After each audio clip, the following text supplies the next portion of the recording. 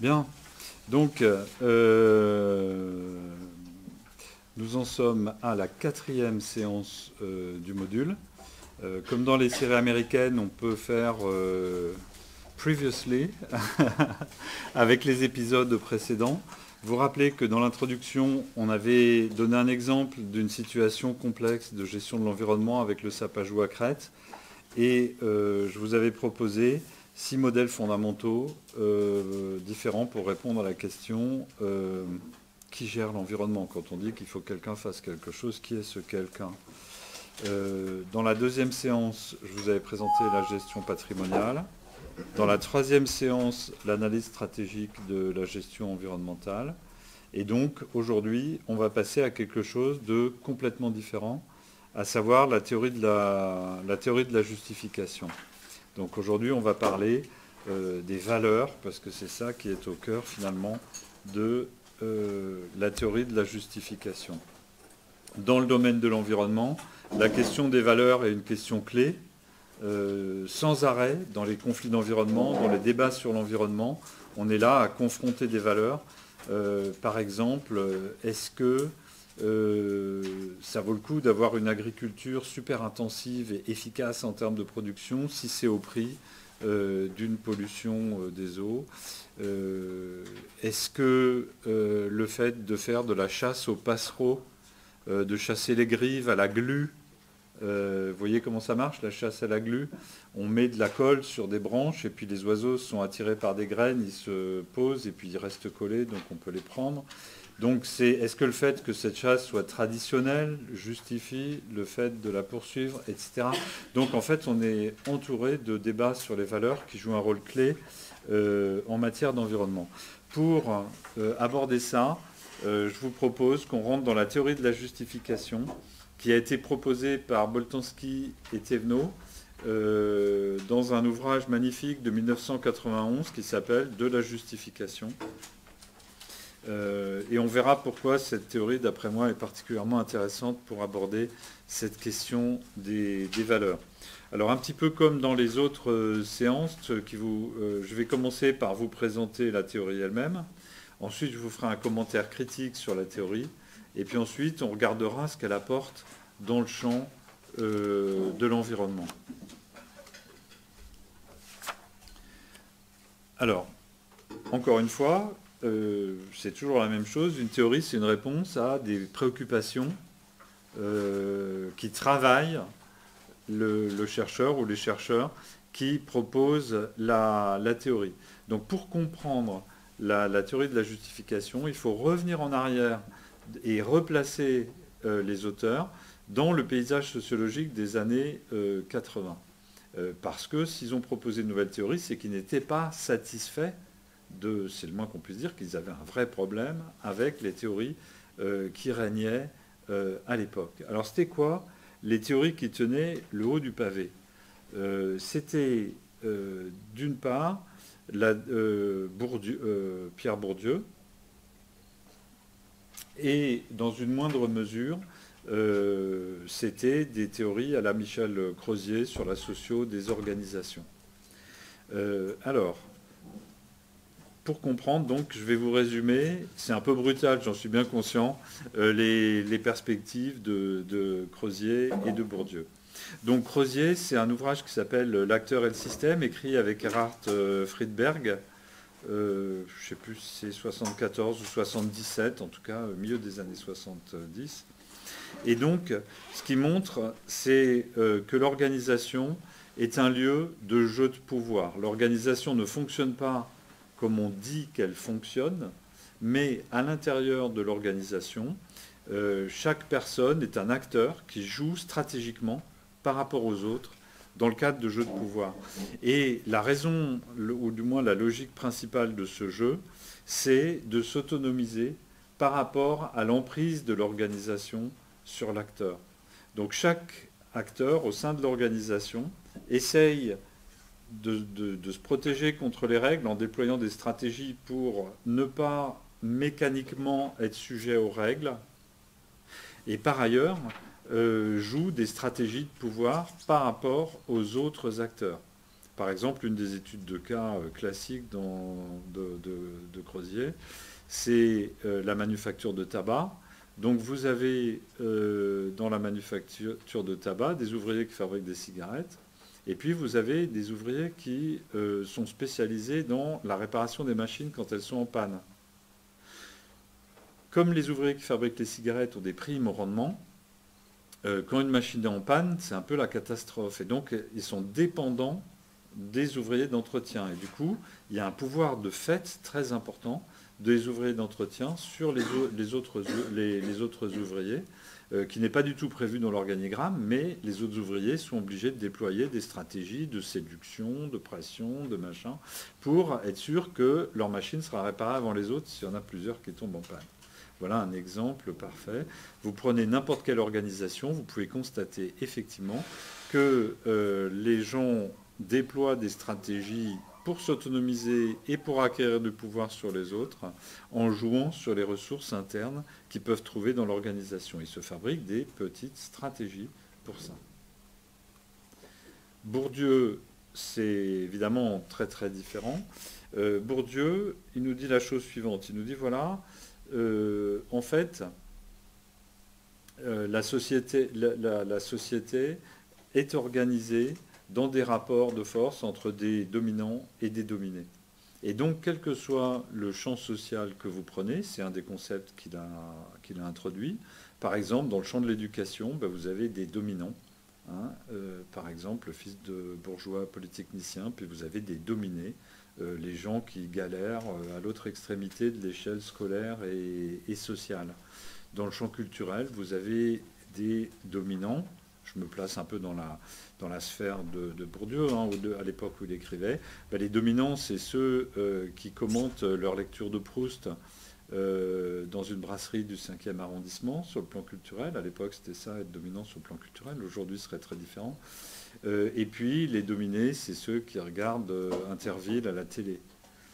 Donc, etc. Le point est donc, en fait, le mystère, d'une certaine manière, c'est comment ça se fait que tout le monde se trouve à sa place là-dedans et trouve naturel de faire ce qu'il fait, d'être où il est, etc. C'est tout simplement parce que ces rapports de domination sont masqués, on n'en parle pas, et par ailleurs, les personnes ont intériorisé, finalement, comme naturel, la place qui leur est assignée dans les rapports de domination. Et donc, la personne qui est en bas de l'échelle scolaire trouve naturel de ramer dans le système scolaire et considère comme des êtres mystérieux ceux qui réussissent dans ce cadre-là. Cette intériorisation, Bourdieu appelle ça l'habitus, c'est-à-dire qu'en fait, chacun a d'une certaine manière intériorisé comme si c'était sa propre personnalité et sa propre perception du monde et des autres, ce qui est en fait l'empreinte sur lui d'un champ social marqué par des rapports de domination. Et du coup, au lieu d'avoir l'impression de subir, chacun a l'impression d'être à sa place.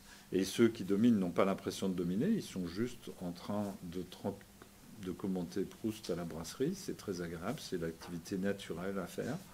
Et donc chacun a cette impression que ce qu'il fait est naturel, spontané, le reflet de sa personnalité, alors qu'en fait, il est pris dans des places, dans un champ social et dans des rapports de domination. Quand je dis que c'était les deux écoles de pensée dominantes, celle qui dominait était bien sûr celle de Bourdieu, et en face, il y avait la pensée de Crozier. Donc vous voyez que ces deux écoles... Alors, l'amusant là-dedans, c'est que finalement, vu avec le retard, et avec le recul du temps et le recadrage de Boltanski et Thévenot, on peut mettre ensemble ces deux écoles qui étaient comme chien et chat. Vous voyez bien que Crozier, c'était une approche plutôt libérale au sens sociologique du terme, c'est-à-dire on a des acteurs qui s'autonomisent, qui jouent chacun leur jeu, qui sont dans des rapports de pouvoir où chacun peut déployer des stratégies pour faire échec aux autres et acquérir plus de pouvoir. Dans une optique à la Crozier, c'est pas parce que vous êtes en bas de l'échelle hiérarchique que vous n'avez pas de pouvoir. Si vous êtes un secrétariat dont les cadres dépendent pour atteindre leurs objectifs et leurs missions, vous avez énormément de leviers de pouvoir que vous allez pouvoir déployer dans ce cadre-là, dans une optique à la Crozier. Alors que dans une optique à la Bourdieu, c'est au contraire des rapports macro-sociaux de domination qui déterminent et qui font finalement que si vous êtes parmi les dominés, vous subissez en croyant être libre, si vous êtes dans les dominants, vous avez l'impression que tout est fluide et vous ne vous rendez pas compte, parce que ça vous paraît naturel, que vous occupez une de ces positions. Donc c'était vraiment des sociologies opposées. Mais avec le recadrage de Boltanski et Thévenot, il consiste à dire, mais en fait, ces sociologies, elles ont des points communs qui nous posent un énorme problème. Le premier, c'est qu'elles mettent au centre la question du pouvoir, dans les deux cas. Dans un cas, c'est le pouvoir des jeux de pouvoir de la sociologie des organisations. Dans l'autre cas, c'est le pouvoir de la domination au sein de la société. Et donc, c'est des sociologies qui considèrent le pouvoir comme le cœur de l'explication des rapports sociaux. Première réaction de Boltanski et Thévenot, ils nous disent, pas du tout, la vie sociale n'est pas faite que de rapports de force. Par exemple, si vous êtes dans les premiers jours de la promotion du master spécialisé, vous vous organisez pour la machine à café, les tablettes de chocolat ou je ne sais quel aspect pratique, eh bien, oui, il peut se produire qu'il y ait des rapports de force, ou il peut se produire qu'il y ait des empreintes sociales. Par exemple, qu'il y ait quelqu'un qui naturellement va vers le paquet de café de meilleure qualité et le plus cher, et quelqu'un d'autre qui naturellement va vers une solution meilleur marché. Mais il y a aussi des rapports coopératifs qui ne doivent rien à des rapports de pouvoir et qui sont extrêmement actifs dans l'organisation en commun de ce qui se passe. Donc ce que disent Boltanski et Thévenot, c'est oui, il y a des rapports de force et des jeux de pouvoir, c'est sûr, mais voir là-dedans le principe explicatif unique de la vie sociale, c'est trop réducteur. C'est vraiment une obsession sur le pouvoir qu'on ne veut pas suivre. Premier recadrage. Deuxième recadrage, c'est que dans les sociologies respectives de Bourdieu et de Crozier, les personnes sont d'une certaine... On raisonne comme si les personnes étaient guidées par un programme intériorisé et qu'au fond, la sociologie consiste à comprendre comment les gens se comportent en fait comme des espèces de robots préprogrammés. Donc chez Bourdieu, c'est l'habitus. Vous avez engrammé votre place dans le champ social et les rapports de domination. Et à partir de là, vous êtes aliéné sans vous en rendre compte. Vous croyez être libre, mais vous êtes téléguidé de l'intérieur par votre intériorisation des rapports sociaux. Chez Crozier, vous avez cette espèce de pulsion d'autonomie et de conquête de pouvoir par rapport aux autres qui fait que vous avez une certaine logique stratégique qui guide vos comportements.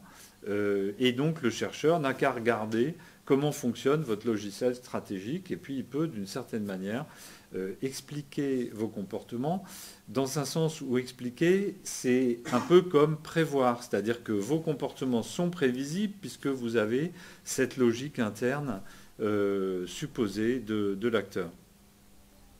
Boltanski et Thévenot disent non, nous on ne veut pas raisonner comme ça. Les personnes ne sont pas des espèces d'algorithmes qui suivent une logique d'acteurs préprogrammés. Les personnes sont des humains qui ont une pensée complexe, une sensibilité, qui réagissent aux situations et qui ne sont pas prévisibles. Donc le but, ce n'est pas d'expliquer comment fonctionnent des sortes de machines programmées. Le but, c'est de comprendre des gens. Donc c'est un grand thème de la philosophie et de la sociologie. Il y a une différence énorme entre expliquer, comme pour pouvoir prévoir, ou comprendre, c'est-à-dire être capable de comprendre pourquoi quelqu'un a fait quelque chose sur un plan humain. Donc là, on va se situer plutôt du côté de la compréhension. Il ne s'agit pas de découvrir chez les gens des logiques préprogrammées, mais de comprendre ce que font des personnes dans des situations réelles, pratiques, des vraies personnes, pas des automates. Troisième recadrage, que ce soit chez Crozier ou Bourdieu, le rôle du chercheur, c'est de dévoiler des mécanismes cachés. Hein. Donc dans la sociologie des organisations, le discours, c'est voilà, notre organisation est faite comme ça, il y a les ouvriers d'entretien, les ouvriers de fabrication, chacun a sa mission, voilà comment ça se passe. Et en fait, le chercheur dévoile des jeux de pouvoir qui ne sont pas du tout reconnus par le discours sur les organisations et qui éventuellement sont niés par les acteurs eux-mêmes. Hein. C'est-à-dire que l'acteur qui dispose d'une parcelle de pouvoir, il ne va pas présenter ça ou même il ne va pas être conscient forcément que c'est du pouvoir. Je prends un exemple tiré de mon expérience. Vous allez rencontrer des fonctionnaires européens à Bruxelles dans une des directions qui distribuent des montants très élevés de financement européen. Tout le monde est extrêmement agréable et flatteur avec eux. Eux, est-ce qu'ils se disent c'est parce que je distribue des fonds que les gens sont gentils avec moi? Pas forcément. Ils peuvent très bien penser que c'est parce qu'ils sont extrêmement intelligents que les autres les regardent avec cette admiration non cachée et que c'est parce qu'ils sont extrêmement aimables que tout le monde est aimable avec eux. Je parle sous le contrôle de ceux qui ont cette expérience. Donc, le rôle du chercheur, c'est de dévoiler et donc de dire, mais attendez, si tout le monde est aimable avec ces personnes, c'est parce qu'elles disposent de leviers de pouvoir très importants, et donc forcément les autres réagissent différemment avec eux. Chez Bourdieu, pareil, le rôle du chercheur est de dévoiler, c'est-à-dire les gens croient, par exemple en matière culturelle, qu'ils obéissent à leur goût personnel au sens de quelque chose de purement qui exprime leur personnalité, alors qu'en fait, s'ils adorent Proust, c'est parce que c'est un moyen de montrer qu'ils sont dans les dominants du champ culturel. Et donc, du coup, le rôle du chercheur, pareil, c'est de dévoiler des mécanismes dont les personnes elles-mêmes ne sont pas conscientes. Boltanski et Thévenot, et nous disent mais cette manière de voir ne convient pas du tout. Les gens savent ce qu'ils font mieux que le chercheur, c'est-à-dire le chercheur qui prétend qu'il sait mieux que les gens comment ces gens comprennent le réel, qu'est-ce qu'ils font, pourquoi ils le font, etc. C'est une position du chercheur qu'on refuse radicalement. Nous, on considère que personne n'est mieux placé que les gens eux-mêmes pour comprendre ce qu'ils font, pour connaître l'univers dans lequel ils évoluent de manière extrêmement fine, etc. Et donc, le mieux que le chercheur puisse faire, c'est de comprendre comment les gens raisonnent, ce qu'ils font, etc. Et de respecter leur raisonnement et d'essayer d'en rendre compte, de l'expliciter. Donc, on est dans un refus du dévoilement ou du soupçon sur des logiques cachées chez les autres, etc. Et donc, on est dans l'adoption d'une posture qui consiste à dire les gens agissent, résolvent leurs problèmes, et d'une manière qui est tout à fait respectable, et nous, on va essayer de comprendre comment ils font en respectant ça. Alors cette posture, c'est celle qui est appelée depuis la sociologie pragmatique.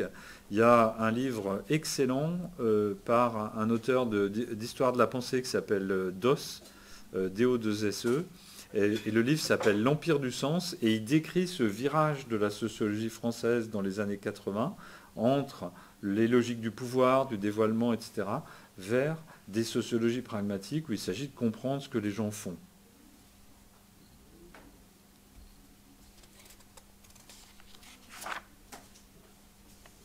Donc je vous propose qu'on ait une première discussion.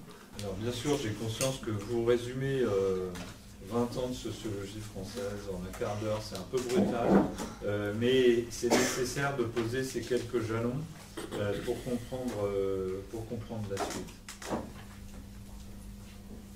En même temps, Bourdieu, il n'a pas totalement tort, on est forcément influencé par le périmètre social dont on a Voilà.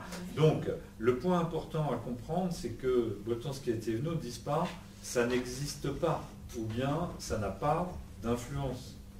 Ce qu'ils disent, c'est que le projet qui consiste à expliquer tout et à avoir ça comme seule grille de lecture est très problématique. C'est ça qu'ils disent. Ils ne vont pas vous dire il n'y a pas de rapport de pouvoir dans les organisations. Ils ne disent pas non plus il n'y a aucun rapport de domination dans la société. Ce qu'ils disent, c'est que si on essaye de comprendre les situations uniquement sous l'angle des jeux de pouvoir et des rapports de domination, on perd une part énorme de la vie sociale et du coup, à la fois, on est dans une explication complètement simpliste et d'autre part, en termes d'action, on se condamne à ne déboucher que sur des actions de pouvoir alors qu'il y a d'autres aspects très importants dans l'agir collectif humain. C'est ça qu'ils disent. Hein. Ils ne disent pas ça n'existait pas, ce qui est décrit par Bourdieu. Ils disent on peut pas, ça n'a pas de sens d'avoir pour seul projet de tout réduire à des jeux de pouvoir. Voilà. Donc ce point-là est clé. Et chaque fois qu'on discute avec Thévenot, par exemple, il vous dira mais moi je ne nie pas que ces phénomènes de pouvoir existent et qui sont importants. Mais autorisez-nous à nous intéresser à autre chose, parce qu'il y a d'autres choses qui sont très importantes. Et donc toute la théorie de la justification se déploie dans cette autre chose. D'autres, ouais. Moi, c'est pour la question de la culture. J'ai l'impression que la réponse elle est un peu mitigée, parce que c'est pas vrai que c'est sans doute pas vrai que qu'il y a ce que vous avez dit sur par exemple Proust ou Interville, mais en même temps quand quelqu'un change de milieu social, souvent il a un peu l'impression, j'ai l'impression qu'il y a un apprentissage de la culture des autres et quand on observe des ascensions sociales, par exemple, ce qu'on disait des gens qui étaient parvenus avant, ils commençaient à avoir des loisirs qui n'étaient pas les siens, les leurs. C'est un peu mixte. Oui, c'est ça. Mais donc, ce que ça veut dire, c'est qu'en fait, pour changer de milieu social, il faut aussi changer de préférence personnelle.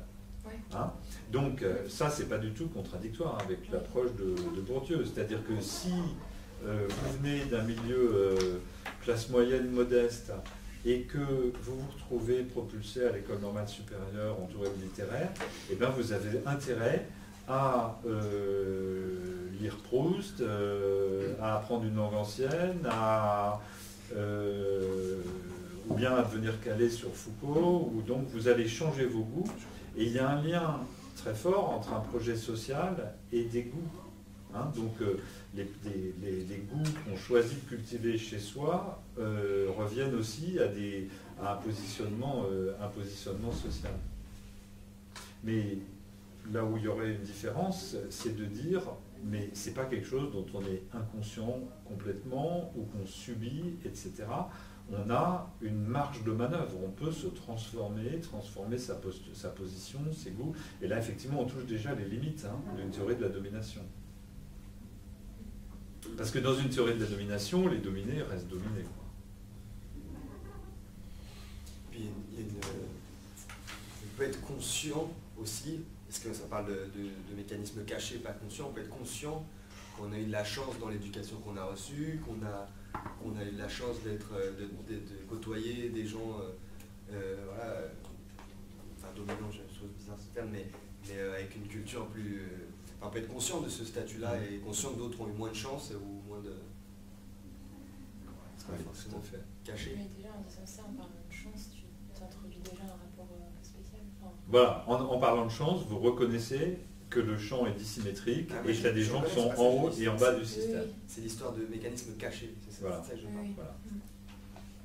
Mais ce qui se passe, c'est que le rôle du chercheur, que ce soit... Alors, chez Bourdieu, c'est dans une optique politique, il ne dit pas que c'est caché pour tout le monde. Mais il dit que beaucoup de gens ont intérêt à ce que ça reste caché. Et donc que le chercheur, sa mission dans la société, c'est de klaxonner fort en montrant ça même à ceux qui ne veulent pas voir. Ou à ceux qui n'arrivent pas à voir, on va les aider à voir, et comme ça ils vont pouvoir se désaliéner d'une certaine manière. Parce que voir qu'on est aliéné ou dominé, c'est déjà, dans l'optique de Bourdieu, un pas pour changer. Et chez Crozier, le but du dévoilement, bien sûr que la personne qui joue des jeux de pouvoir dans l'entreprise Elle peut tout à fait, en partie, se rendre compte des jeux de pouvoir qu'elle joue. Mais le rôle du chercheur, c'est de révéler ces jeux de pouvoir, par exemple, pour aider à faire des changements dans l'organisation. Hein?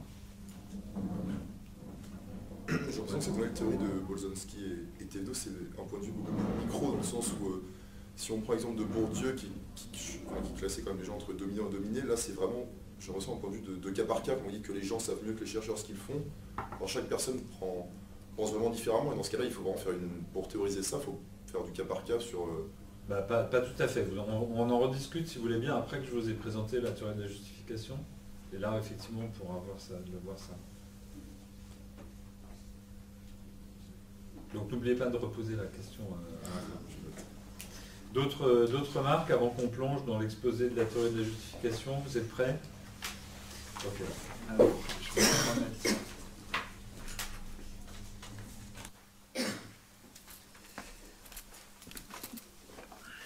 Donc, maintenant, à partir de ces recadrages, quelle est leur proposition? Donc, d'abord, ils se sont concentrés sur ce qu'ils appellent la problématique de la justification. Qu'est-ce que c'est que cette problématique de la justification? C'est la question, comment est-ce que les acteurs justifient leurs choix, leur comportement et leurs propositions? Par exemple, si on dit on va faire une exception pour la chasse on va autoriser la chasse aux grives à la glu, il va y avoir un débat autour de ça, et eh bien, chacun va devoir justifier ses positions en disant mais la raison pour laquelle je suis en faveur d'eux, c'est que c'est traditionnel, et c'est pour cette raison que ce n'est pas immoral. Au contraire, ce serait immoral d'interdire à des gens qui ont très peu d'argent, qui vivent en milieu rural, une des rares activités traditionnelles héritées de leurs parents, et vous allez encore une fois les dominer, les enfermer et diminuer leur rayon d'activité et d'action. Voilà une justification. Et donc, les autres vont dire, oui, mais en fait, vous dites ça, mais nous, on pense qu'il faut l'interdire parce qu'aujourd'hui, le rapport avec l'animal, etc., etc. Donc, chacun va justifier. Le point clé, c'est que cette justification, il ne faut pas la confondre avec une argumentation rhétorique contradictoire. Le discours n'est pas une arme. Le discours, dans cette perspective-là, est le moyen de chercher ensemble quelle est l'action juste. Ensemble ou tout seul d'ailleurs. Quelle est l'action juste dans une situation pratique donnée? Et cette action juste, le mot juste peut être pris dans plusieurs sens différents. D'abord, c'est l'action juste au sens moral. Qu'est-ce qui est justifié moralement de faire? Qu'est-ce qui est bien de faire dans la situation? Ça veut dire aussi quel est le comportement qui est juste, qui est ajusté à la situation, c'est-à-dire qui va être pragmatique par rapport à la situation et qui va aussi avoir les effets pratiques visés.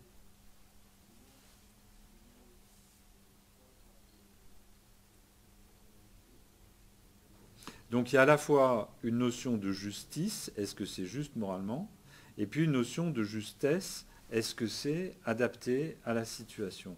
Et donc l'idée, c'est que quand des gens sont confrontés à une situation, ils se demandent qu'est-ce qu'il est juste de faire dans la situation. Exemple, vous sortez du métro par la sortie qui est sur l'avenue du Maine. Il y a une personne qui mendie, toujours la même. Comment vous interprétez cette situation et quel est le comportement juste? Vous pouvez, chacun de vous, délibère en se disant mais qu'est-ce qui est juste là? Est-ce que c'est de prendre pitié de la personne et de lui donner de l'argent? Ou bien vous savez qu'elle travaille dans le cadre d'un réseau et qu'il y a un collecteur qui va venir récupérer l'argent et qui a le téléphone portable qui le connecte à tous ces mendiants professionnels autour des gares. Donc vous les avez vus fonctionner, vous savez que ça marche comme ça. Donc dans ce cas-là, le comportement approprié, est-ce que c'est de financer un réseau mafieux de mendicité dans la gare? Donc vous voyez bien que le comportement juste, il dépend à la fois de considérations morales, d'autres considérations. Et donc, vous vous demandez qu'est-ce qu'il faut faire. Vous n'avez pas de problème de pouvoir par rapport à la personne qui est en train de mendier sur l'escalier. Mais vous vous demandez quel est le comportement adéquat, ajusté, approprié. Et cette question, elle est à la fois pratique et morale. Et il y a un collègue qui maintenant a pris sa retraite, qui avait pris en pitié cette personne et avait donné, etc., jusqu'au jour où il s'est dit, mais en fait, je me fais complètement avoir. Et du coup, à partir de là, il ne descendait plus à la même station de métro pour ne pas repasser devant. Donc, si vous voulez, là, on n'est pas dans des rapports de pouvoir, on est dans des questions, mais quel est le comportement juste? Comment je fais d'une manière ajustée à la situation? Quand on est plusieurs, c'est la même chose. Vous êtes deux, vous passez devant la mendiante, il y en a une des deux personnes qui ouvre automatiquement son portefeuille, l'autre qui dit, mais attends, tu sais que c'est un réseau organisé mafieux de mendicité, et là on discute, qu'est-ce qui est juste de faire? Par exemple, est-ce que si c'est un réseau mafieux, il faut bien quand même qu'elle gagne sa vie? Donc est-ce que finalement vous allez lui donner une obole, il y en a 2 tiers qui vont passer dans le réseau, il y en a 1 tiers qui va lui rester, ben c'est son job, hein, c'est comme la vendeuse de la boulangerie. Quand vous lui achetez un petit pain, elle va toucher 5% du prix du petit pain, et puis le reste va partir dans d'autres chaînes de valeur. Est-ce que c'est ajusté de tenir ce raisonnement, ou bien est-ce qu'au contraire, ce qui est plus juste, c'est de dire non, là, il ne faut pas confondre les situations. Le commerce de la mendicité, je ne me sens pas concerné. Hein, donc, on n'est pas dans une question de pouvoir, on est dans une question de discussion sur quel est le comportement ajusté à la situation. Qu'est-ce qu'on fait? Tu donnes pas. Donc il y a plein de situations très importantes de décision dans la société, petites, moyennes, grosses, dans lesquelles on est amené à discuter, ben, au fond, c'est quoi le bon choix, là, le choix juste. Dans l'environnement, ça se présente énormément, on y reviendra dans la deuxième partie du cours. Alors les premiers constats, une fois qu'on est dans cette problématique de la justification, le premier, c'est des constats évidents, hein, c'est comme les constats que je vous ai proposés hier sur l'analyse stratégique. Hein. Le fait de dire que quand un dossier avance, c'est parce que quelqu'un se bat pour le faire avancer, c'est un constat évident. Toute la question, c'est est-ce qu'on met ça au centre de l'analyse des situations?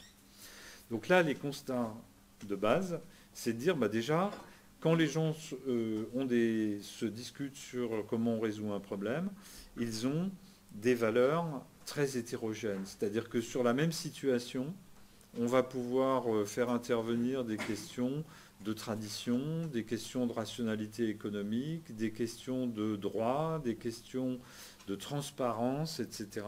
Donc, on arrive très vite à des discussions dans lesquelles les uns et les autres font appel à des valeurs très différentes les unes des autres.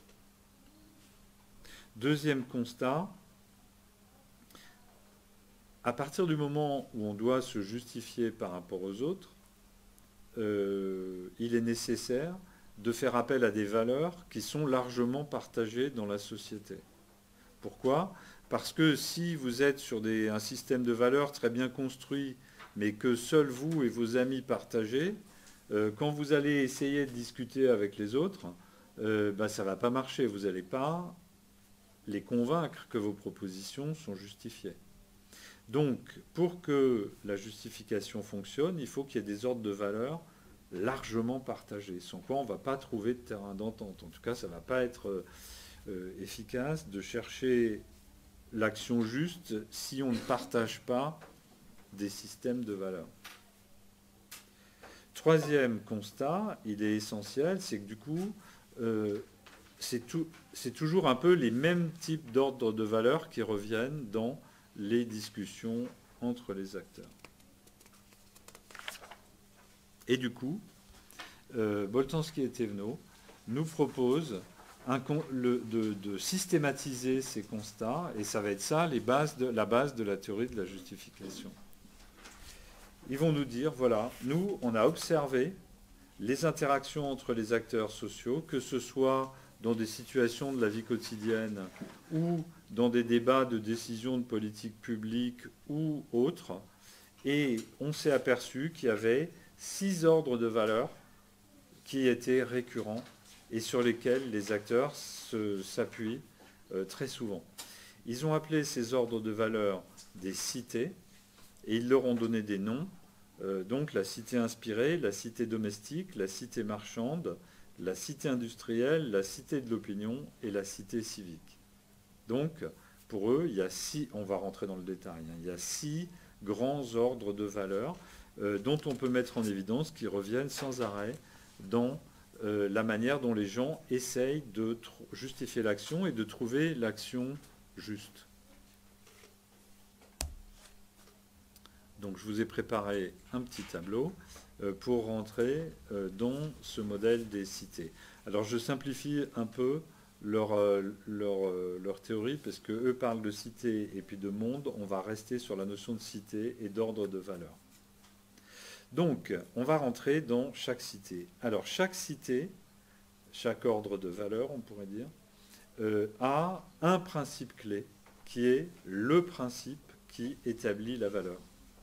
Donc, dans la cité domestique, c'est la tradition, les liens proches, la famille et la communauté. Dans la cité industrielle, le principe fondamental, c'est l'efficacité. Est juste ce qui est efficace. Dans la cité marchande, le principe fondamental, c'est l'échange fructueux. Est juste le fait de ne pas rester braqué sur ce qu'on a, mais d'échanger avec les autres si ça permet d'améliorer le sort de chacun. Dans la cité civique, le principe fondamental, c'est les règles et procédures de la vie collective. Ce qui est juste, c'est ce qui résulte de la procédure juste. Dans la cité de l'opinion, le principe fondamental, c'est l'honneur. Le bien suprême, c'est l'honneur. Si vous vous rappelez de vos cours de français sur le XVIIe siècle, à l'époque, on appelait ça la gloire. Et donc, chacun prenait soin de sa gloire. Et aujourd'hui, on va parler dans d'autres cultures de garder la face.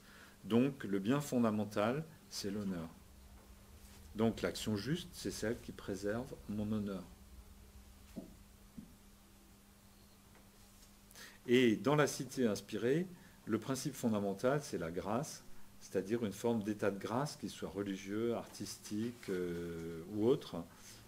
C'est ça qui est le critère suprême, c'est cet état qui transcende les contingences de la situation prosaïque.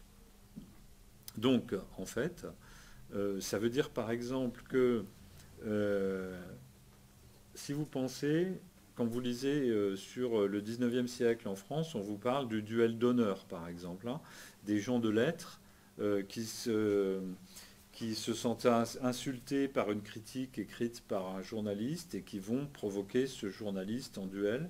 Et puis, il y en a un des deux qui reste mort sur le carreau. Nous, vu d'aujourd'hui, enfin, je ne sais pas si vous, ça vous fait pareil, mais ça fait bizarre, quoi. On se dit, c'est quand même étonnant comme manière de faire. Qu'est-ce qui explique ça? C'est que pour ces gens, l'ordre de valeur fondé sur l'honneur est fondamental. C'est-à-dire, si je ne défends pas mon honneur, alors je suis le dernier des derniers. Et donc, il est normal de se comporter en fonction de ce qui est honorable et pas de ce qui est efficace. Vous voyez ce que je veux dire? Le duel, en termes d'efficacité, c'est nul. L'assassinat, c'est très bien en matière d'efficacité. Par contre, enfin, si on ne se fait pas prendre, mais le duel, c'est nul pour l'efficacité. Mais pour l'honneur, c'est parfait. Donc, chaque cité est ordonnée à partir d'un principe fondamental. Eux, alors la manière dont ils expliquent la chose dans leur livre, c'est la suivante. Ils ont étudié 2 séries de bouquins. La première série de bouquins, des livres de philosophie politique, en quelque sorte, ou de philosophie. Et donc, ce sont des auteurs très connus qui proposent une sorte de vision du monde idéal, ou qui expliquent un ordre du monde qu'il faudrait cultiver pour que tout aille mieux. Et il montre que finalement, ces ordres idéaux pénètrent notre culture de telle manière que chacun de nous y fait référence, sans forcément faire référence à ses livres, mais a dans sa représentation des choses une vision qui est très largement partagée dans la société sur ces ordres de valeurs. Donc, la cité domestique, alors ça c'est un texte, je ne suis pas sûr que vous l'ayez lu, moi je ne l'ai pas lu, hein, c'est la politique dans les Écritures saintes de Bossuet, je ne suis pas sûr qu'on le lise encore beaucoup. De la cité industrielle, c'est tout le mouvement de pensée du saint-simonisme au XIXe siècle qui dit, mais pour résoudre les problèmes de la société, ce qu'il faut, c'est s'organiser pour produire de manière efficace des biens et des services pour sortir de la pauvreté, pour résoudre les problèmes des gens. Par exemple, l'hôpital moderne, il est organisé sur des principes d'efficacité. Hein, la question n'est pas une question est-ce que les gens se sentent bien, etc. La question c'est qu'est-ce qui est efficace pour guérir les gens. La cité marchande, leur ouvrage de référence, c'est La richesse des nations d'Adam Smith. Pourquoi les nations peuvent s'enrichir? C'est parce que chacune fabrique ce qu'elle est le mieux placée pour fabriquer, on échange, et c'est cet échange qui est générateur de bien-être. Le contrat social de Rousseau, lui, il décrit un pacte civique dans lequel les gens sont liés finalement par un contrat social et la notion d'intérêt général. Et c'est parce que les gens acceptent de jouer le jeu de ce contrat social et de cet intérêt général et des procédures qui vont avec, le vote, la représentation, etc., que finalement on se trouve tous mieux qu'on était au départ et que finalement on arrive à avoir des solutions justes. Et puis, Saint-Augustin, lui, nous dit un monde justement ordonné, c'est un monde où les gens laissent pénétrer la grâce de Dieu et ne se laissent pas uniquement guider par des intérêts mondains, par des petits intérêts pratiques. Aujourd'hui, il dirait, c'est pas juste en étant consommateur que vous allez mener une vie juste et construire une société dans laquelle ça vaut la peine de vivre. Il faut aussi qu'il y ait un aspect de grâce, d'inspiration, etc. Donc, l'idée, c'est que sur chacun de ces principes, on peut construire toute une vision du monde, tout un ordre de valeurs qui va permettre de trancher dans des situations pratiques sur quelle est la chose juste à faire. Je vous donne juste un exemple dans le débat politique actuel. La réforme de l'impôt sur la fortune par le gouvernement Macron nous dit on va taxer sur la fortune uniquement les fortunes immobilières et on va détaxer les fortunes non immobilières. Dit autrement, ça revient à dire on va taxer sur la fortune le patrimoine qui repose sur la continuité, l'héritage, le lieu, et la permanence, etc., qui est l'immobilier. Et puis, on va détaxer le patrimoine qui repose sur l'échange, l'optimisation de l'investissement, le fait d'envoyer l'argent vers des activités qui ont un potentiel futur. Et donc, l'argent qui va rentrer dans ces circuits d'échange est considéré comme plus juste, d'une certaine façon, que l'argent qui est investi dans le statu quo d'un patrimoine qu'on transmet de génération en génération.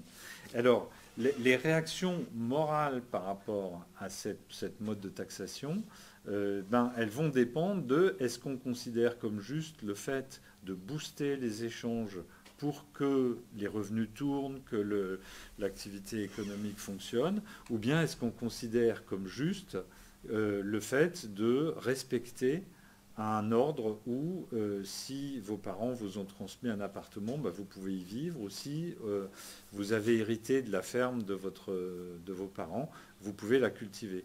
Je vous donne un autre exemple qui titille ce sens moral.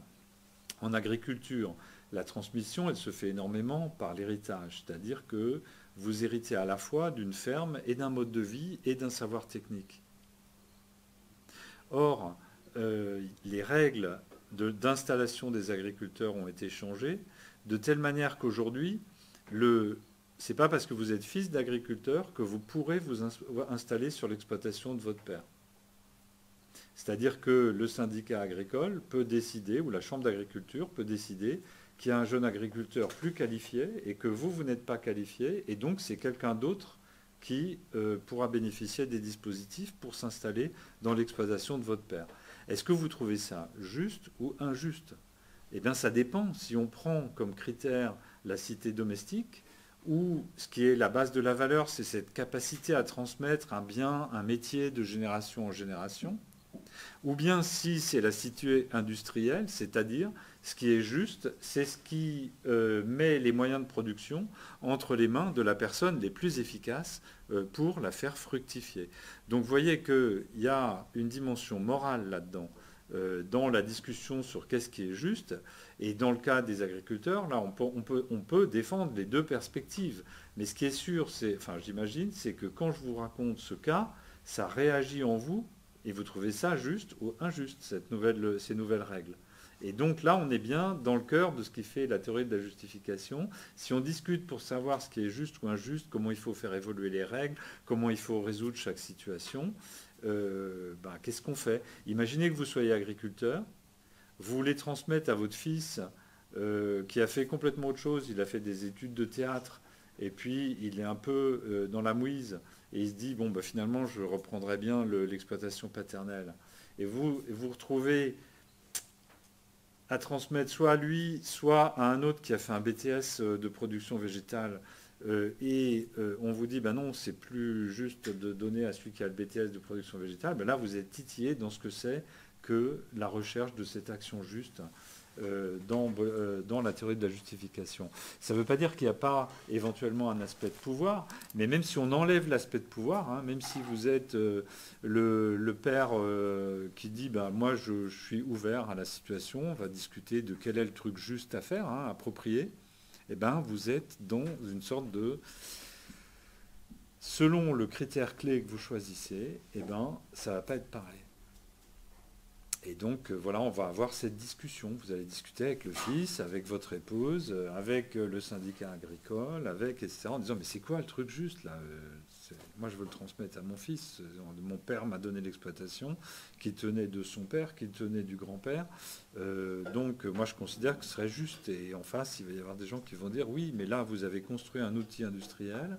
Vous allez le donner, si vous le donnez à quelqu'un qui n'est pas capable de le faire fonctionner correctement, c'est injuste. Votre fils n'a pas fait d'effort aucun pour se rendre compétent sur la conduite de cet outil, et donc c'est injuste de lui confier quelque chose alors que l'autre, il a fait 5 ans d'études pour se rendre compétent, pour mettre en valeur ce que vous avez mis en toute une vie à moderniser, à construire, etc.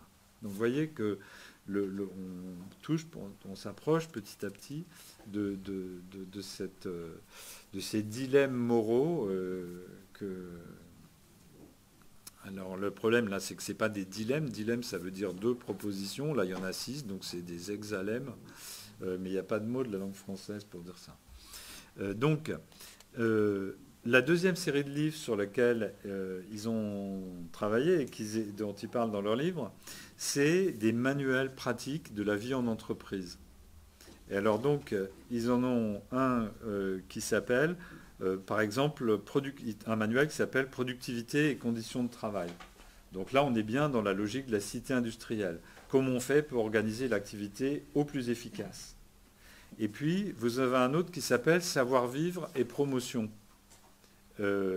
L'idée, c'est que l'entreprise, c'est comme toute organisation humaine, qui a une sorte de hiérarchie dans les relations entre personnes et dans l'ordre établi, les bonnes mœurs, tout ça, et que donc, selon la manière dont vous vous habillez, dont vous parlez, dont vous entrez en relation aux autres, etc., eh bien, votre prospérité ne va pas être la même.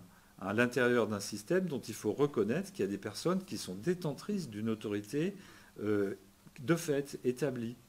Et donc, si vous n'êtes pas poli avec le patron, vous ne serez pas promu. Si vous êtes désagréable avec vos collègues, vous allez peiner parce que vous ne respectez pas les règles humaines d'une communauté qui est là pour vivre ensemble et pas seulement pour faire de la productivité. Troisième manuel, un texte très connu qui s'appelle Tout ce que vous n'apprendrez jamais à Harvard, parce que, qui a été écrit par un businessman qui était finalement en révolte contre l'enseignement de Harvard, en disant à Harvard, on n'apprend que des procédés de rationalisation. À l'époque, en tout cas, hein, c'est des livres qui ont 30, 40 ans maintenant. Et donc, on n'apprend que des procédés de rationalisation. Mais pour prospérer dans l'entreprise, ce qu'il faut, c'est savoir faire du business, c'est-à-dire déclencher des échanges fructueux. Et ce n'est pas avec des logiciels de production optimale que vous allez faire du bon business et faire des échanges fructueux. De même que le type qui sort d'une école d'ingénieur et qui crée une start-up sur une idée excellente avec une base technique nouvelle, ben, sa start-up, elle ne va peut-être pas réussir si ce n'est pas quelqu'un qui a le sens du business, c'est-à-dire qui a le sens de chercher les échanges fructueux et de créer de la valeur dans les échanges avec les autres. Donc il y a là une dimension tout autre par rapport à la dimension de l'efficacité du produit, par exemple. Et cette dimension-là, c'est justement celle qu'on n'apprend pas à Harvard. Là, c'est le savoir-faire marchand. Le 4e livre, s'il s'appelle « Pour élire ou désigner les délégués », c'est un manuel syndical. Et donc là, ce livre dit, mais attention, l'entreprise, c'est une sorte de mini-collectivité publique qui est régie par des règles de représentation syndicale, des règles de procédure, le droit du travail, etc., etc. Et donc, ce qui est juste dans le cadre de l'entreprise et ce qui constitue le fait de bien s'investir dans l'entreprise, c'est de bien jouer le jeu, de participer aux élections syndicales, de participer au comité d'hygiène et sécurité, de s'assurer que l'entreprise fonctionne dans les règles. Et c'est justement ces règles-là qui définissent ce qui est le comportement juste. L'opinion, le manuel s'appelle « Principes et techniques des relations publiques », donc c'est la question de l'image. Hein. Et puis la cité inspirée, c'est la créativité en pratique. Vous êtes dans une routine. Cette routine, elle vous enferme dans le fait de régler les problèmes. Pour régler les problèmes, il va falloir vous mettre dans un état autre, dans un état inspiré. Donc, il y a 30 ans, les groupes de créativité étaient très à la mode dans le domaine des entreprises. Et il y a une histoire qui m'est toujours restée. C'était un type qui expliquait comment fonctionnait un groupe de créativité. Et alors le problème était le suivant, c'est le métro aérien à Paris qui tombait, souvent il y avait des pannes parce que les trains restaient bloqués, parce qu'en automne, des feuilles mortes tombaient sur les voies et elles étaient mouillées. Et du coup, le train glissait. C'est-à-dire le train n'arrivait pas à redémarrer correctement. Et donc, la RATP organise des groupes de créativité, et puis des gens ne trouvaient pas de solution à ce problème. Et l'animateur du groupe de créativité dit aux gens, bah, écoutez, je ne sais pas ce qu'on peut faire, imaginez que vous êtes le métro et commencez à vous déplacer dans la pièce. Et à un moment, il y a un participant qui commence à se déplacer, qui dit « je patine, et je patine, c'est super, je patine. » Et il y en a un autre qui dit « mais bon sang, mais c'est bien sûr, la solution c'est de ne pas ralentir quand on arrive sur les feuilles. » Et donc après, on n'a pas le problème de redémarrage. Donc, il faut accepter que le métro puisse prendre de l'élan quand il y a des feuilles et qui patine sur les feuilles. Donc au lieu de poser le problème comme un problème d'adhérence au redémarrage, il faut poser le problème comme gestion de la dynamique de la trajectoire sur les feuilles. Et voilà, le problème est résolu. Et donc ce qui fait la caractéristique d'inspiration, c'est que pour arriver à ça, il a fallu passer par un état autre. C'est-à-dire qu'il a fallu que le type se prenne pour un métro et puis d'un seul coup se prenne pour un patineur. Il est sorti de la réalité prosaïque et puis là, d'un seul coup, il a transcendé le truc et hop, on retombe sur une autre solution. Donc ce qui est intéressant, c'est donc de voir que dans une organisation comme une entreprise, on peut retrouver la trace d'ordres de valeurs différents. Et on voit bien que chacun a une forme d'abord est très largement partagé, tout le monde se rend bien compte de quoi il s'agit, de quelle logique ça permet comment ça permet de raisonner sur des problèmes pratiques. Et puis, on commence déjà à aborder un point qui, à mon avis, est une des forces énormes de leur théorie, c'est qu'on voit bien que l'entreprise, elle a un peu besoin de ces différentes choses. Hein. Une entreprise, c'est à la fois un lieu de vie dans lequel vous avez des relations interpersonnelles stabilisées entre collègues, c'est un lieu de productivité, c'est un lieu de règles et de procédures. Et donc, ce côté multidimensionnel et les problèmes de choix de l'action juste dans ce cadre-là, on peut les toucher du doigt de manière assez concrète à travers cet exemple de l'entreprise.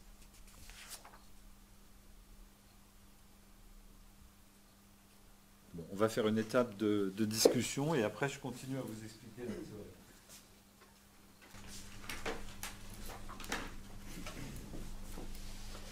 Alors, ouais. Est-ce que là, les principes de valeur décrits, c'est que dans le cadre de l'entreprise? Enfin, est-ce que ce serait différent dans une institution publique ou est-ce que c'est quelque chose de général? Non, on les retrouve partout. Et donc, en fait, c'est pour ça qu'ils ont pris aussi les bouquins de philosophie ou de philosophie politique.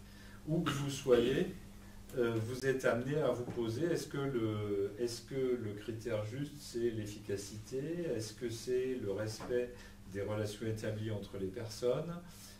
Est-ce que c'est les procédures et la loi?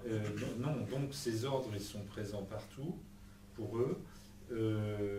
L'entreprise est donnée juste comme un exemple de la manière dont ça se déploie dans un monde. Hein. Donc c'est ça leur idée de monde, c'est qu'on retrouve ces ordres transcrits ou matérialisés dans différents mondes pratiques. Mais si vous allez dans d'autres mondes pratiques, on va retrouver la même chose. Là, on définit les ordres de valeur pour deux personnes sur la notion de justice, mais il y a des personnes qui ne sont pas du tout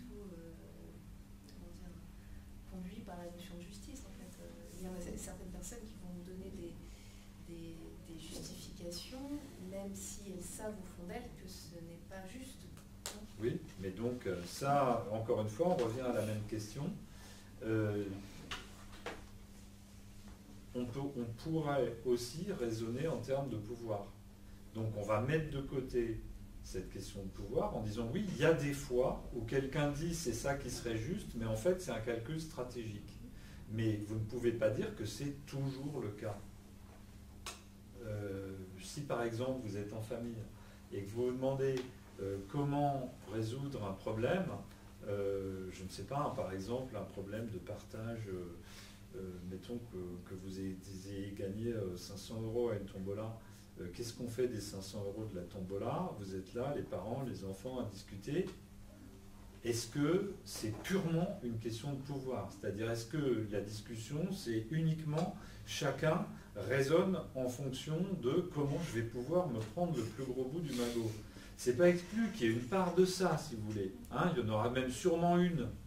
Mais ce qu'ils disent, c'est si vous ne prenez que ça en compte, vous ne pouvez pas comprendre ce qui se passe.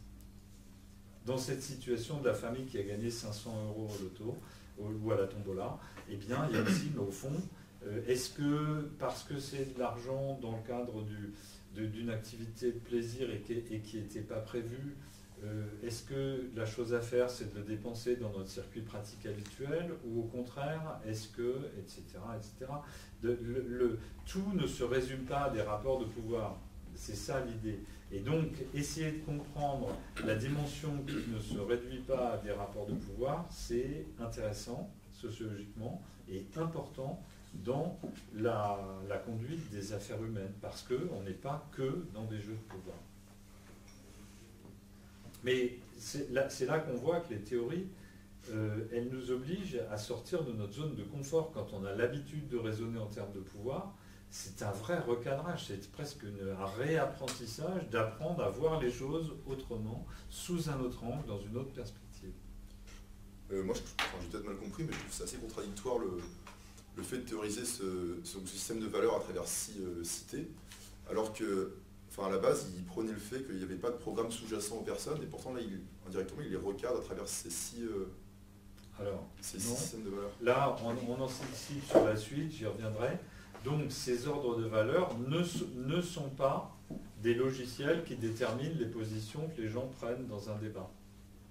C'est-à-dire que si vous discutez, chaque personne peut faire référence aux différents ordres de valeur. Et donc, on n'a pas un type d'acteur, un ordre de valeur. C'est absolument pas ça. Ça, c'est le malentendu le plus fréquent, hein. On met un certain temps à comprendre que, en fait, ces ordres de valeur, c'est des références auxquelles les différentes personnes qui sont dans la confrontation peuvent faire appel en même temps dans la discussion. Donc aussi, chaque prise de décision, dans ce cas-là, c'est un mix de ces différentes valeurs en certaines proportions. C'est ça. Ouais. C'est-à-dire qu'à chaque fois, on cherche quelle est l'action ajustée et on a un débat qui est guidé par des ordres de valeurs. Pour que des valeurs puissent servir à aider le dialogue et la décision, il faut bien qu'elles soient partagées, que les deux personnes comprennent le référentiel dont on parle et qu'il soit en partie accepté, intériorisé par elles.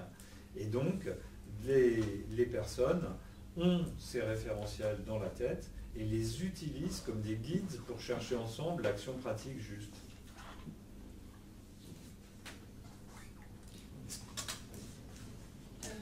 Moi j'ai deux questions. Si quelqu'un est complètement chaotique et prend une décision qui n'a pas vraiment de sens parce que pour son intérêt personnel je ne vois pas très bien dans quel cité de monde il pourrait se mettre.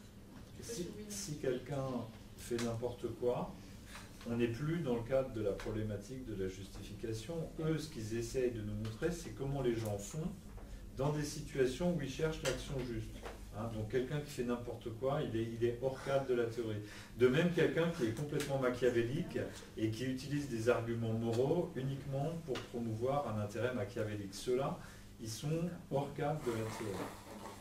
La deuxième question, ça n'a rien à voir, c'est purement pragmatique. L'histoire du métro, là, ça me perturbe. Du coup, on ne s'arrête jamais dans l'histoire du feuille. Si, bien sûr, vous arrêtez de temps en temps, mais d'abord, il n'y a pas de feuille morte dans les stations. Donc, ça aide déjà. Et ensuite, il y a plein de moments où vous vous arrêtez à cause de la procédure de conduite du métro. Ça pose pas de problème quand il n'y a pas de feuille morte. Et en fait, il suffirait de changer un peu la procédure, de s'arrêter 30 mètres plus loin, et vous épargnez le problème. Mais je vous donne un exemple en voiture. Quand vous roulez sur un chemin boueux en voiture, vous savez très bien que les sections boueuses, il faut les aborder avec une certaine vitesse et avec de l'élan. Donc, vous allez simplement tenir compte du support dans la gestion de vos points d'arrêt et de vos vitesses.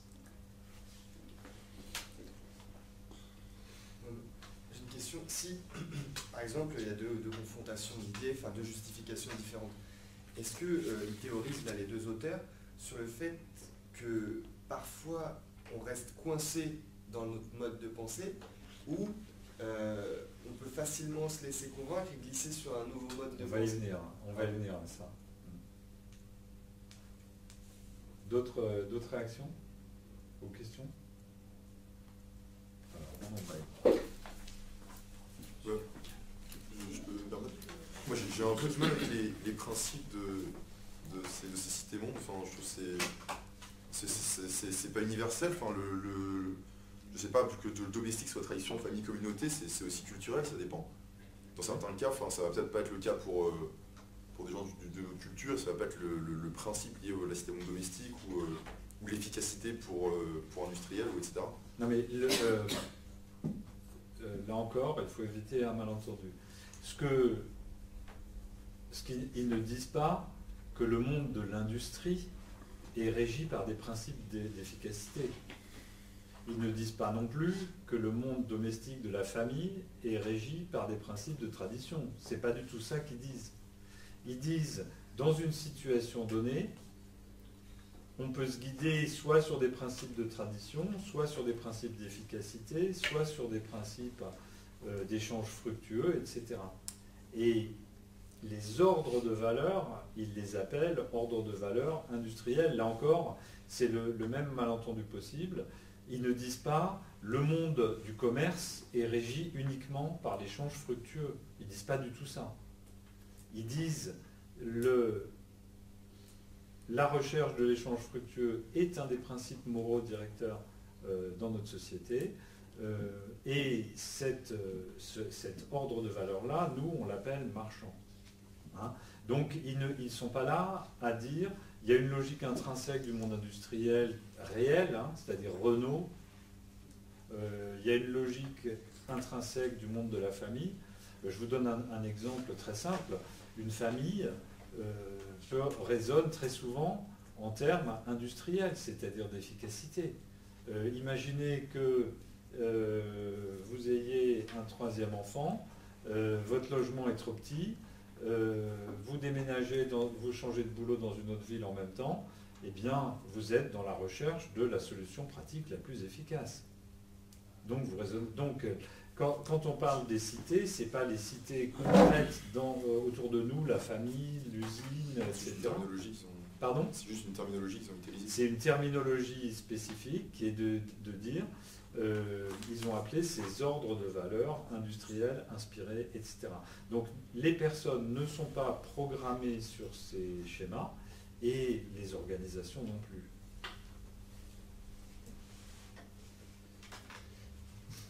Ok, donc on reprend. Excusez-moi la petite manœuvre là avec le bouton là, c'est pas top, mais j'ai pas. Pour l'instant, on n'a pas d'alternative technique.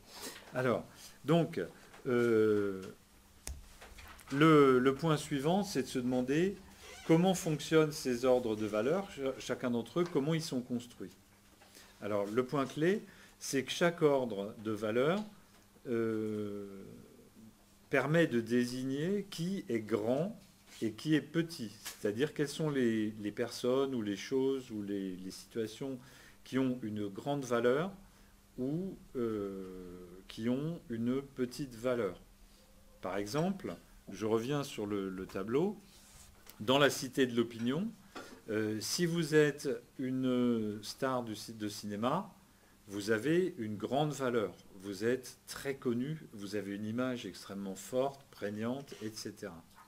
Si par contre, si vous êtes un obscur inconnu, vous êtes un petit dans cette cité de l'opinion. A l'inverse, dans la cité inspirée, si vous êtes un illuminé bouddhiste qui vit dans son coin en faisant un boulot d'employé de bureau, vous êtes un grand parce que vous vivez constamment dans un état de grâce. Et puis, si vous êtes un acteur de cinéma qui se débat dans des problèmes personnels, matériels, complètement prosaïques et qui ne s'en sort pas de ce point de vue-là, vous êtes vraiment un petit. Et donc, c'est un des thèmes récurrents, si vous voulez. Hein, si vous lisez des biographies de personnes qui ont une vie spirituelle intense, souvent on va insister sur le fait qu'elles ne sont rien en termes économiques ou en termes de célébrité, mais que par contre, elles sont grandes par leur épanouissement spirituel. Et ainsi de suite, si vous voulez, de même qu'on va vous parler de l'innovateur génial qui a lancé un truc formidable. Lui, il est formidable dans la cité de l'inspiration ou dans la cité industrielle. Et puis, en fait, il termine ruiné parce qu'il a été incapable de monnayer son invention, etc. C'est un nain dans la cité marchande. En tout cas, ce qui est sûr, c'est que à l'intérieur de ces cités, on peut jauger la valeur des personnes dans ces différents ordres dans ces différents ordres. Par exemple, la personne qui ne vote jamais aux élections professionnelles, qui ne participe pas à la vie de l'entreprise, elle est petite dans l'ordre civique. La personne qui se dévoue pour être déléguée syndicale, participer au comité, etc., elle est grande par son investissement là-dedans. Donc, ces ordres de valeurs, ils permettent de donner des valeurs aux personnes et éventuellement aux organisations. Toute la théorie de la justification est basée sur la question suivante. Comment ça se fait ? Qu'est-ce qui justifie cette inégalité ? Parce qu'évidemment, on pourrait dire que ce n'est pas juste que les uns soient portés au pinacle et que les autres soient considérés comme petits. Et donc, dans un monde qui est dominé par un principe d'égalité, qu'est-ce qui justifie qu'on considère qu'il y a des grands et des petits? Par exemple, qu'est-ce qui justifie qu'on ait une admiration, que beaucoup expriment une admiration sans borne pour Elon Musk, qui entend nous propulser dans l'ère du tout électrique pour les voitures, les maisons, le solaire, tout ça.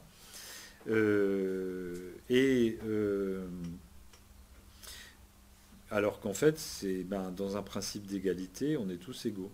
Pourquoi lui, on pourrait le considérer comme plus grand, moralement, que le gars qui reste au coin de son poêle à mazout à consommer des combustibles fossiles? Toute la question, c'est de comprendre pourquoi ces inégalités, comment ces inégalités sont considérées comme justes. Et donc, les conditions, c'est les suivantes. Voilà comment ils ont observé la manière dont les gens disent « Ah ben oui, c'est normal que lui, il soit grand et moi, je sois petit ». Premièrement, c'est la reconnaissance d'un caractère de bien commun aux états supérieurs. Donc ça, c'est les mots même de Boltanski et Thévenot. Qu'est-ce que ça veut dire? Ça veut dire que vous êtes d'accord pour que quelqu'un soit plus grand que vous, et c'est juste, ou ça, vous pouvez le trouver juste, plus exactement, à partir du moment où vous reconnaissez que le fait que ce que fait cette personne et ce qu'elle a de particulier profite à tous. Le grand innovateur industriel, comme Elon Musk, vous dites, ah bah oui, c'est pas injuste qu'il soit plus connu que moi ou plus riche que moi, parce que son activité d'innovation et les risques qu'il prend avec ces innovations technologiques bénéficient à tous. Donc c'est le premier élément. Si ça ne bénéficiait uniquement qu'à lui-même, là, il y aurait un problème pour le justifier moralement. Deuxièmement, le problème, c'est que dans beaucoup de situations, on a quand même besoin de hiérarchiser, donc un ordre, pour clore les désaccords. Par exemple, s'il faut prendre des décisions au sein de la famille, il faut qu'il y ait quelqu'un qui ait le dernier mot au sein de la famille. Et donc, on peut admettre que dans un groupe, on dise, on a accepté l'idée que sur tel type de décision, c'est telle personne qui aura le dernier mot. Et donc, on a accepté une forme de hiérarchie, parce que sans hiérarchie, on tomberait dans une forme d'anarchie qui serait mauvaise pour tout le monde. La troisième raison qui fait que on peut accepter ces hiérarchies comme étant justes, c'est le lien entre le fait qu'on est dans un état de grand et des sacrifices faits, les sacrifices que ça a demandé. Par exemple, quand moi je regarde un patineur aux Jeux Olympiques, je peux me sentir vexé finalement d'être moins en évidence que lui, ou je me dis mais pourquoi tout le monde le regarde lui, il est au sommet de la pile et moi je suis dans mon coin juste sur mon canapé. Mais c'est pas injuste, parce qu'en fait depuis l'âge de 5 ans il a passé sa vie sur la glace. Moi si j'avais passé ma vie sur la glace, peut-être que je patinerais mieux qu'aujourd'hui. Donc de la même manière, c'est normal que le délégué syndical ait plus de poids et d'influence au sein de l'entreprise s'il passe une partie de ses soirées à lire les dernières règles de droit du travail, à régler des problèmes individuels, etc. Il y a un investissement qui peut justifier du coup une forme d'inégalité entre l'état de grand et l'état de petit. La quatrième condition, c'est ce qu'ils appellent la commune dignité, c'est-à-dire l'idée que tout le monde pourrait potentiellement accéder. C'est-à-dire que une des raisons qui font que les gens acceptent qu'il y ait des hiérarchies de valeurs, en fait, dans des situations pratiques, c'est que c'est pas du tout la même chose de se dire au fond, lui, il a, ou elle est maintenant directrice de l'entreprise, avoir fait des super études. Si moi aussi, j'aurais pu en principe faire ces études, je peux accepter que elle l'a fait, moi je ne l'ai pas fait. Si en revanche, on est dans une situation où moi, quoi que je fasse, j'aurais pas eu le droit de tenter ma chance, à ce moment-là, j'aurais beaucoup plus de mal à considérer comme juste le fait que la personne soit grande et que moi, je sois à l'état de petit. Et le dernier phénomène, la dernière condition, c'est le fait que malgré l'inégalité à l'intérieur de ces ordres de valeurs, entre une vedette de cinéma et moi, ou entre un patron d'industrie et moi, ou entre... il y a une commune humanité, c'est-à-dire que chacun est considéré comme autant humain que l'autre. Elon Musk n'est pas plus une personne que moi, et il y a le même respect humain envers les grands que les petits. Ça permet aussi, c'est aussi le 5e élément qui permet donc de comprendre qu'on peut avoir des ordres de valeurs qui hiérarchisent les gens, les choses, les choix, les situations, sans créer une inégalité qui serait immorale. Donc c'est ça l'architecture clé, la grammaire, comme ils disent, qui décrit la consistance de chaque ordre de valeurs. Et donc ce qui fait la différence entre une hiérarchie qui peut être justifiée moralement, c'est le fait qu'elle répond à ces 5 critères. En revanche, si quelqu'un est fort et l'autre faible ou riche et pauvre, et que ces conditions ne sont pas remplies, à ce moment-là, c'est juste un état de fait, mais en tout cas, on ne peut pas le justifier moralement, parce que ce serait une brèche aux principes d'égalité les plus élémentaires. Par exemple, l'esclavage ne constitue pas, dans ce cadre-là, une différence de petit et de grand justifiable moralement. Ça ne répond pas au principe de commune humanité, ça ne correspond pas à la commune dignité, etc.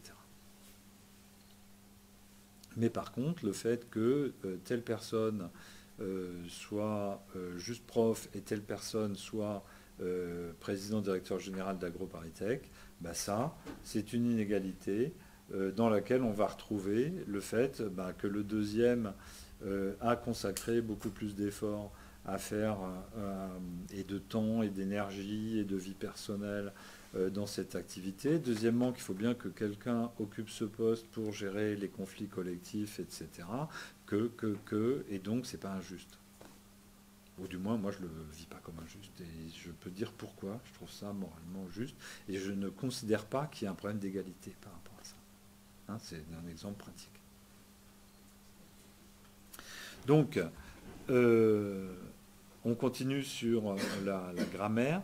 Donc, il y a des catégories comme le principe supérieur commun. Donc ça, on les a déjà vus. Efficacité, honneur, etc. Donc pour chaque cité ou chaque monde est défini par l'état de grand, par la dignité des personnes. La formule d'investissement, c'est ce qui permet à quelqu'un de monter dans un ordre moral. Et on verra il y a une grande valeur morale à ce que quelqu'un s'élève dans la mesure du possible pour lui dans la situation présente. Donc la question n'est pas seulement est-ce que je suis un grand dans la cité, par exemple, est-ce que je suis un chanteur célèbre, c'est est-ce que je prends soin de mon image et de mon honneur, quel que soit le niveau auquel j'évolue. Et le point nouveau là, que j'introduis par rapport à la diapo précédente, c'est que chaque ordre de valeur va avec des répertoires de sujets, c'est-à-dire de types de personnes et d'objets. Par exemple, et puis chaque ordre de valeur va avec une relation naturelle entre les êtres. Les relations entre les gens ne sont pas pareilles dans les différents ordres de valeur. La figure harmonieuse de ce qui constitue un ordre harmonieux est différente. Et les formes de l'évidence, c'est-à-dire le test qui permet de savoir si une situation juste, n'est pas la même. Donc là encore, j'ai fait un petit tableau pour rentrer un peu plus là-dedans. Par exemple, la notion d'état de grand, quelle est la personne grande dans le répertoire des sujets? Dans la cité inspirée, ça va être l'artiste, le savant, le saint. Dans la cité domestique, ça va être le chef de clan, le père de famille, le leader traditionnel, etc. Dans la cité de l'opinion, ça va être la star. Dans la cité civique, ça va être le représentant politique, le citoyen très engagé. Dans la cité marchande, ça va être l'entrepreneur. Dans la cité industrielle, ça va être l'ingénieur, l'expert technique, etc. Donc voilà des personnages qui incarnent d'une certaine manière ces valeurs. Encore une fois, on ne dit pas que ces personnages sont guidés uniquement par cette valeur. Ce n'est pas parce que je suis ingénieur que je suis piloté par l'ordre de l'efficacité. La figure harmonieuse, c'est quel est le monde parfait dans cet ordre de valeurs. Donc dans la cité inspirée, c'est l'éclair de génie. La cité domestique, ça va être le bon sauvage. Par exemple, si vous avez vu un film formidable de Terrence Malick qui s'appelle La Ligne Rouge, c'est un des meilleurs films de guerre qui a été jamais fait. C'est dans une île du Pacifique pendant la Seconde Guerre mondiale et ça commence par le village indigène où les gens vivent dans une sorte d'harmonie sociale avec la nature, etc. Là, c'est les bons sauvages. La cité de l'opinion, la figure harmonieuse, c'est le triomphe. Vous voyez, c'est Rocky, c'est Édith Piaf, c'est la personne qui d'un seul coup arrive au sommet de l'échelle de l'honneur, de la gloire, etc. Et met tout le monde d'accord, si on peut dire. Et de la même manière, on va avoir des relations différentes entre les êtres selon les différents mondes où on se place. Par exemple, dans la cité civique, ça va être la délégation, l'adhésion, le fait de participer. Dans la cité de l'opinion, ça va être l'influence, le fait de connaître, de ne pas connaître, qui tu connais, combien tu as d'amis. Par exemple, Facebook, c'est parfait de ce point de vue-là. Dans la cité marchande, les relations, ça va être l'échange, la concurrence, la négociation, etc. Dans la cité industrielle, les relations naturelles, ça va être l'organisation, le travail. C'est une grandeur de la cité industrielle, c'est pas une grandeur de la cité inspirée, par exemple. Et donc, au fond, ces ordres de valeurs, ils ont des traductions dans le monde concret. Encore une fois, il ne faut pas assigner à un type d'organisation ou à un type de personne un seul ordre de valeurs. À l'intérieur d'une entreprise, il y a à la fois des relations hiérarchiques, héritées, traditionnelles, à la fois des raisonnements de productivité, à la fois des aspects de procédure, etc. Donc on est dans des situations hybrides, mais dans lesquelles on peut reconnaître ces ordres idéaux qui se combinent de diverses manières et on va se retrouver tout le temps dans des discussions pour identifier l'action juste et dans ces discussions on va se référer à ces ordres idéaux.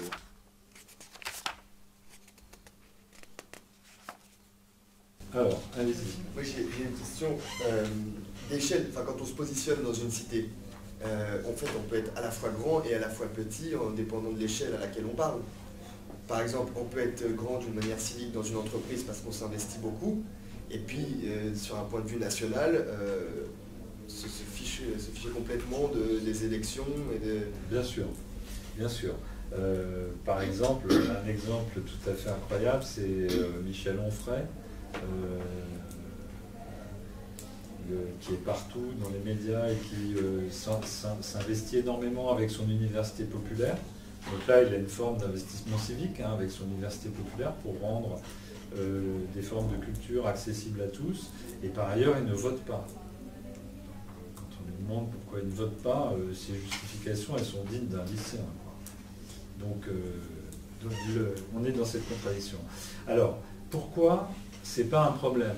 C'est tout simplement parce que la question de la justification, elle est toujours posée en situation. On n'est pas en train de parler d'attributs généraux des personnes. On est en train de dire, voilà des personnes qui ont une situation pratique à traiter, à quel ordre de valeur elles font référence. Donc, par exemple, si je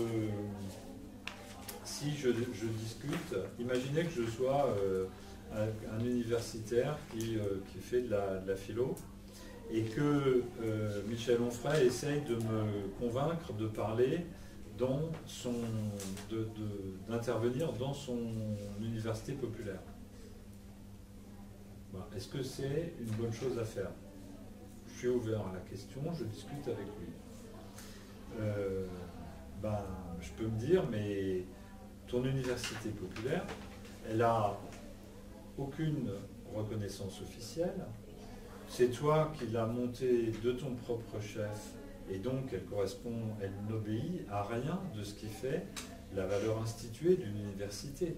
Il n'y a pas de conseil pour évaluer la valeur des enseignements qui y sont donnés, il n'y a pas de valeur institutionnelle, etc. Donc pour moi, c'est un peu du folklore de faire ça. Je préfère m'investir dans mon université qui, elle, a une véritable légitimité institutionnelle. On donne des diplômes aux étudiants qui vont avoir une valeur pour eux, etc. Et puis,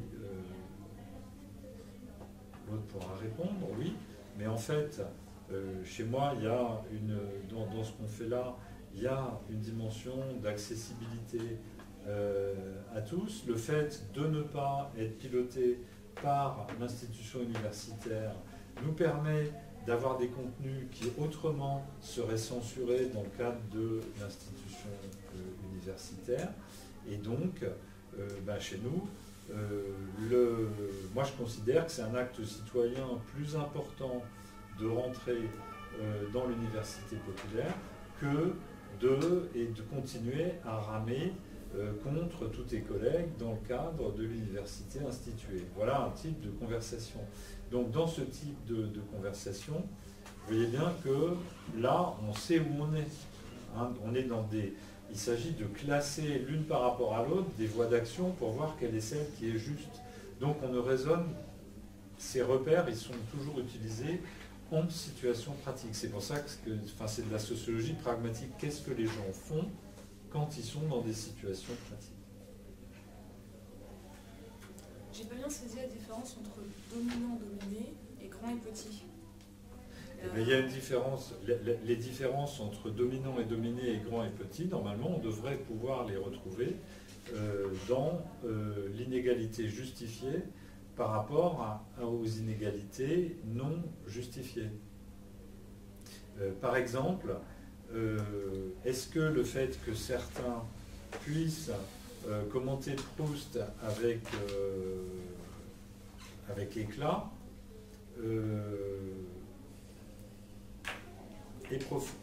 a un caractère d'utilité commune? On va dire ça autrement.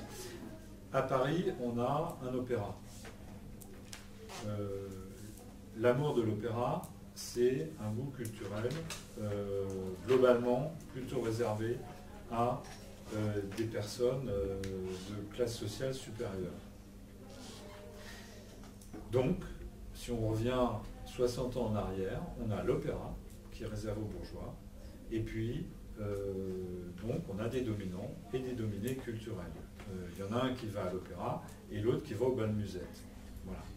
Je reviens 60 ans en arrière. Qu'est-ce qui fait que aujourd'hui on peut se dire, en fait, l'existence de l'opéra n'est pas simplement un rapport de domination? C'est le fait que depuis 60 ans, on a mis en place des dispositifs qui permettent à tout le monde d'accéder à l'opéra. À la fois parce qu'il y a des invitations, des groupes scolaires, des tarifs réduits, etc. Parce qu'il y a des actions de sensibilisation comme le fait de faire passer des opéras à la télévision, etc. Et donc, il n'y a pas un système dans lequel c'est inaccessible. Par exemple, si vous êtes à Vienne il y a 60 ans, pour aller à l'opéra, il faut un smoking. Donc là, c'est compliqué d'aller à l'opéra. Deuxièmement, c'est le fait que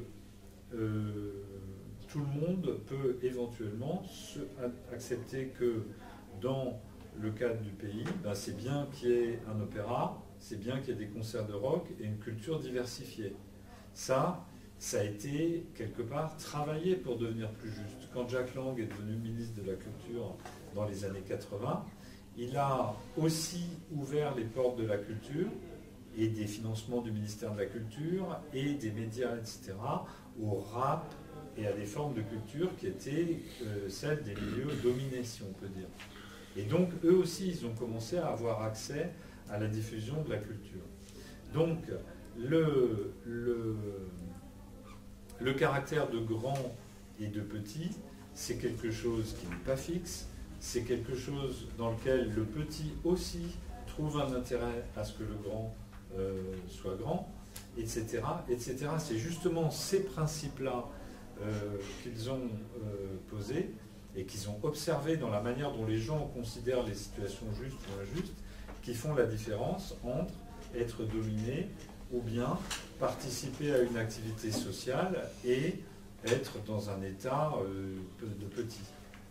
C'est un peu comme si c'était plus justifié l'état grand ou petit et moins et pas justifié dominant-dominé. C'est ça. C'est ça. Par exemple, dans le cadre de la famille, on pourrait avoir une lecture en termes de dominant-dominé, où les parents dominent et les enfants sont dominés. Ou bien on peut avoir une lecture en termes de grands et de petits. Tout le monde a intérêt à ce que les parents soient en état de décider pour l'ensemble de la famille, y compris les petits. Et donc, selon le type de rapport dans la famille, on peut avoir des rapports très dysfonctionnels dans lesquels les enfants sont dominés, mais pas forcément pour leur bien, et des rapports, au contraire, dans lesquels les enfants bénéficient aussi de la capacité des adultes à avoir une conduite de la famille un petit peu décidée et avec des projets, etc. Hein, donc, c'est ça qui fait la différence. C'est est-ce qu'il y a un caractère de bien commun ? Est-ce que les enfants sont reconnus comme des personnes, au-delà du fait que ce n'est pas eux qui décident ?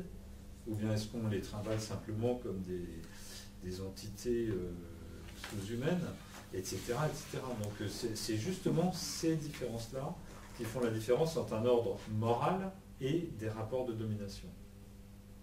Je pense que derrière votre question, il y a d'ailleurs un autre truc plus profond. Je m'avance peut-être un peu sur le plan théorique, mais en tout cas, Boltanski, c'était un élève de Bourdieu. Il avait fait beaucoup de sociologie pour deuxième, et je pense que leur but, c'était de sortir du caractère trop étroit, trop figé, et de jugement toujours le même de l'approche dominant-dominé, en disant, mais non, les ordres sociaux, ils sont plus fluides que ça, et dans certaines conditions, ils peuvent fonctionner de manière juste, et on peut discuter dans le cadre de ces champs sociaux. Ouais. En fait, les mondes, c'est un peu une sorte de classification morale, c'est-à-dire que si je prends la justice, par exemple, dans le cadre où si on se retrouve au tribunal et que quelqu'un a fait un délit ou un crime, il y a le côté moral qui va intervenir, et du coup, il n'y aurait pas un risque que certains mondes s'opposent. Genre, par exemple, si on considère du point de vue civique, il a fait quelque chose de mal, et par contre, du point de vue marchand, il a fait quelque chose de bien. C'est même pas un risque, c'est ce qui va arriver systématiquement. Et on va venir là-dessus, après la pause, on va venir sur qu'est-ce qui se passe quand les mondes se rencontrent. En tout cas, pour l'instant, le début de la réponse, c'est dans les situations pratiques, on est rarement dans un cadre pur, dans lequel il y a un seul critère, mais on est dans des cadres où il y a plusieurs critères qui se croisent, et c'est justement ça qui aide à comprendre les chocs des valeurs.